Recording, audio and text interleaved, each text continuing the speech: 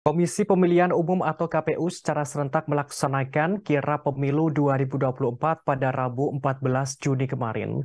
Namun di Lombok Timur, Nusa Tenggara Barat atau NTB, kirap tersebut diwarnai demonstrasi Himpunan Mahasiswa Islam atau HMI cabang Lombok Timur. Masa aksi HMI datang di sela-sela penyerahan bendera yang dilakukan rombongan KPU Sumbawa. Untuk mengetahui informasi lebih lengkapnya akan disampaikan oleh rekan Ahmad Wawan Sugandika, reporter Tribun Lombok. Silakan rekan Ahmad. Ya, terima kasih rekan Bima. Selamat malam saya ucapkan dari Nusa Tenggara Barat.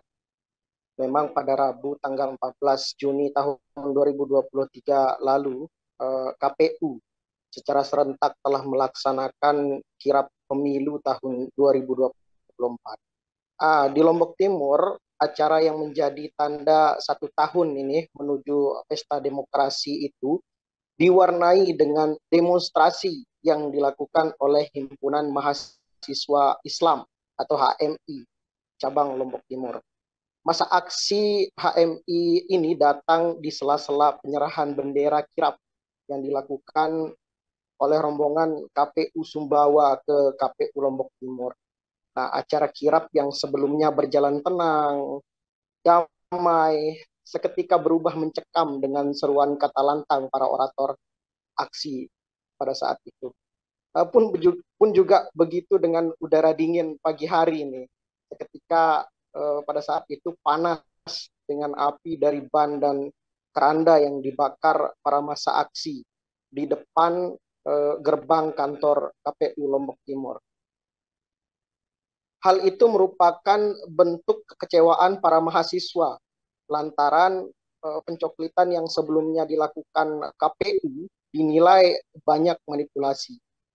Para massa aksi serempak meneriaki KPU ini dengan sebutan perampas hak rakyat. Tudingan juga mengarah terhadap para petugas coklit yang dinilai tak becus menjalankan kewajibannya untuk mengawal suara rakyat dari pendataan. Hal tersebut juga lantang diungkapkan Ketua Umum sekaligus Koordinator Umum HMI Cabang Lombok Timur, Zul Huda. Dia mencontohkan di sejumlah kecamatan di Lombok Timur juga banyak masyarakat yang tak masuk dalam daftar pemilih. Hal inilah yang menjadi dasar para massa aksi itu datang ke kantor KPU Lombok Timur dengan membawa 5 tuntutan. Tuntutan pertama, massa aksi mendesak KPU Lombok Timur untuk segera melakukan pencoklitan ulang, pleno ulang, dan tanggung jawab atas anggaran pencoklitan yang telah dikeluarkan.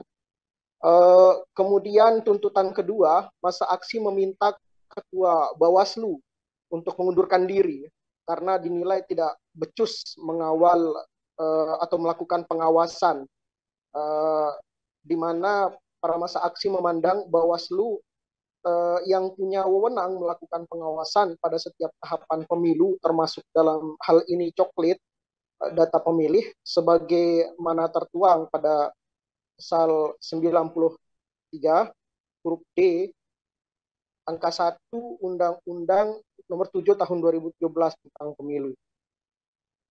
Di mana di sana tertuang atau di mana di sana dikatakan bahwa tugas dari Bawaslu adalah untuk ikut aktif dalam pelaksanaan tahapan pemutakhiran data pemilih.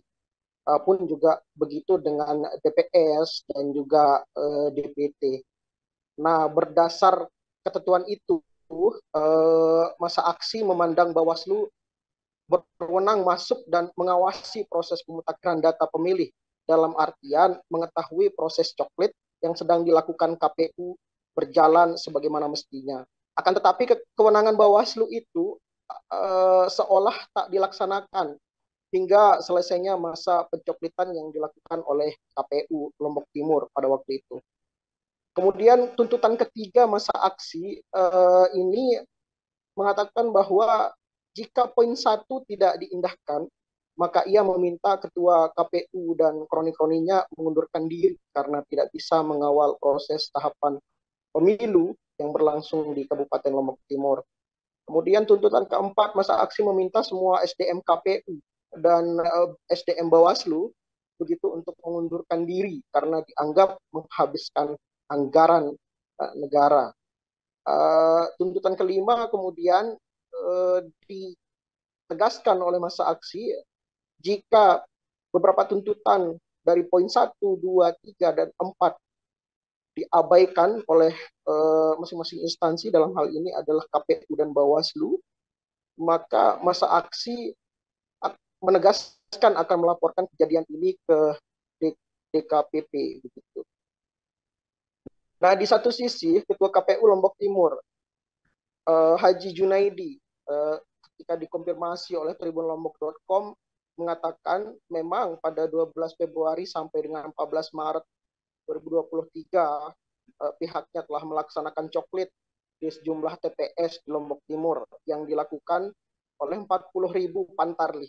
Hasil dari pencoklitan tersebut juga sudah dilaporkan ke pusat sebagai bagian dari tahapan pemilu tahun 2024. Angka yang berkaitan data juga sudah melalui rekapitulasi begitu, dan juga pencermatan.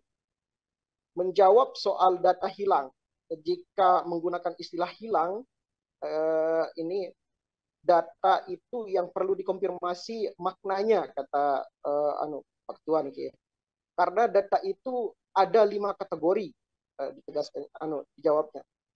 Pertama yaitu adalah pemilih aktif, kedua adalah pemilih baru, pemilih PNS, pemilih ubah elemen data, pemilih potensial non KPPS. Nah, selain itu pada pemilih yang tidak memenuhi syarat, begitu ada beberapa kategori. Ada kode 1 meninggal dunia, kemudian kode 2 pemilih ganda, kode 3 itu di bawah umur, kode 6 menjadi anggota TNI, sedang kode 7 berlaku untuk Polri. Junaidi tegas mengatakan sesungguhnya proses di dalam pencoklitan itu sudah sesuai dengan ketentuan yang berlaku, yaitu yang tertera pada PKPU nomor 7 tahun 2022.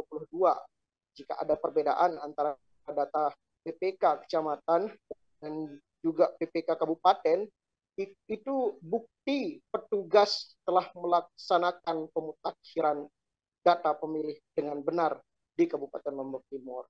Ya, demikian rekan Bima. Baik, terima kasih rekan Ahmad Wawan Sugandika, reporter tribunlombok.com atas informasi lengkapnya dan selamat bertugas kembali. Terima kasih sudah nonton. Jangan lupa like, subscribe, dan share ya.